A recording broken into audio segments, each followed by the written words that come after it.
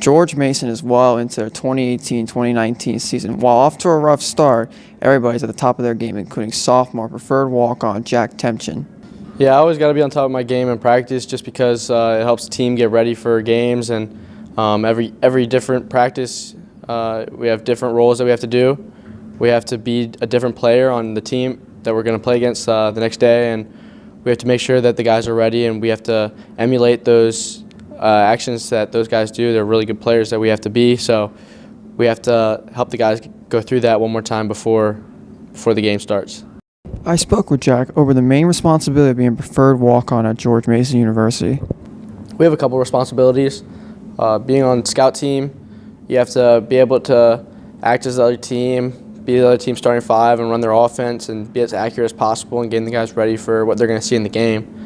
Another responsibility is just making sure everybody's focused, staying locked in, and being a good teammate, just being there for the guys and just being a part of the team. I asked Jack what it's like to be a preferred walk-on at George Mason University.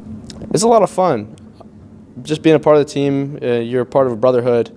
You're a part of a group of guys that want to work together. You're under a coaching staff that wants the best for you. You have a great network from people who graduated, other former guys. It's a lot of fun just being a part of it. When I spoke with Jack, I asked him about what his favorite moment has been so far as George Mason's walk-on. He gave me two moments. I had two favorite moments. One of them was when we beat St. Joe's at the buzzer.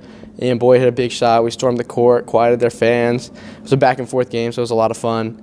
And then my other favorite moment was hitting my first point against North Carolina Central at home. We had a good crowd. I had my parents there, and it was a very good feeling for me. The last thing I asked Jack was how he felt about the season so far, sitting at 5-6, and how he feels going into Atlantic 10 play. I'm really excited for A10 play. I think we're getting better every week, every game.